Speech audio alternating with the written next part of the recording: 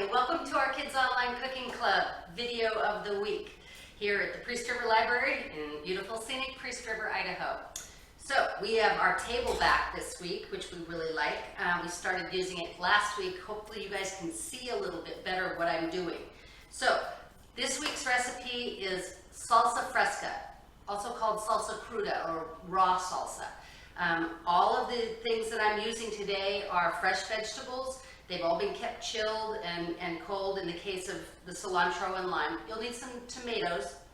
And I'm using, this is one of those lessons where I could have gone to the store and bought different tomatoes than I had at home, but really I didn't see the point in that because I like using up things rather than buying new things, So I had some, these are grape tomatoes. They're like cherry tomatoes only they're shaped in sort of a long shape. I had a bunch of those at home, so all I've done is I've really finely diced up those tomatoes. I'll just cut them lengthwise like that, and then I just dice them.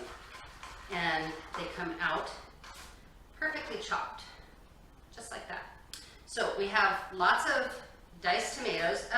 In this particular batch, the recipe, this is kind of one of those recipes where it's an approximation. An approximation is something where you do it the way you like it. The basic ingredients are there, but if you like more onion than less onion, or you don't like onion at all, or garlic, whatever goes in there, the basic base is the tomatoes. Everything else you can adjust. So now that we have that clear, all right. So this is the tomatoes. I'm also putting in about 2 teaspoons of fresh chopped garlic in this, and about 2 teaspoons of finely minced red onion. So here we have the red onion.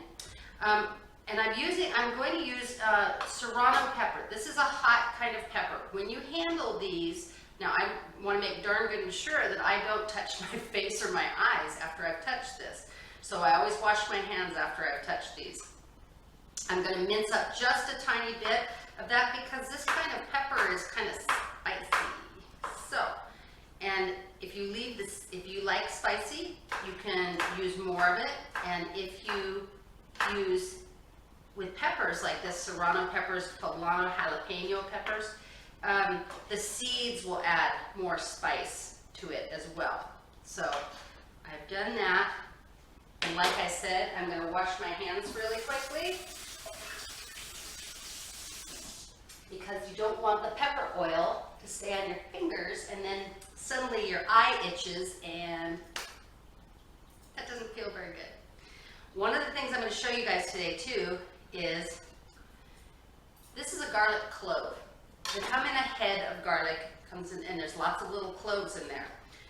The way to get to the garlic inside, because it's got this skin on it, this purple skin, and I just harvested this out of my garden recently, is you're going to need to slit that skin. You're going to take a knife or a flat object, something flat and firm, and you're going to do that until it pops, just like that.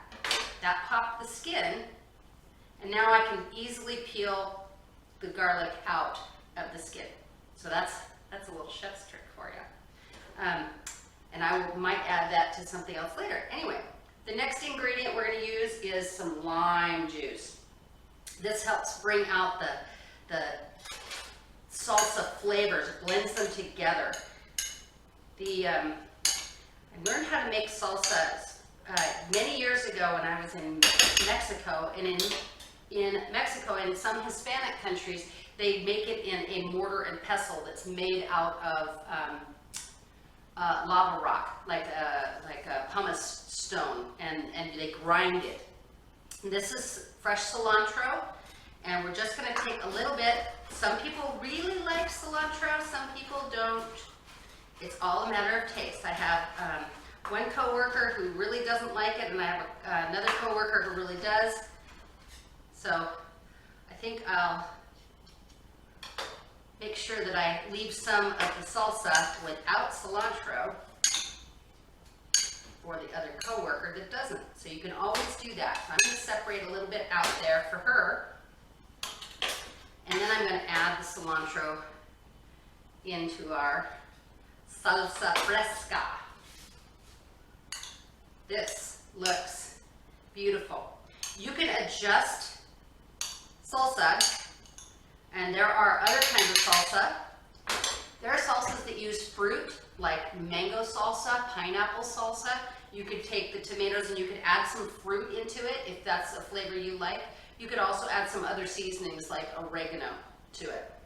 I like mine just simple and plain. It's nice and fresh. And there you go. So, from the beautiful Priest River Library here in Priest River, Idaho, where we hope you're watching our videos, we're archived on YouTube at West Bonner Libraries, our YouTube channel, and are also on our website at westbonner.lilly, which is lili.org. All of the videos we've done in the last year and a half are archived in both locations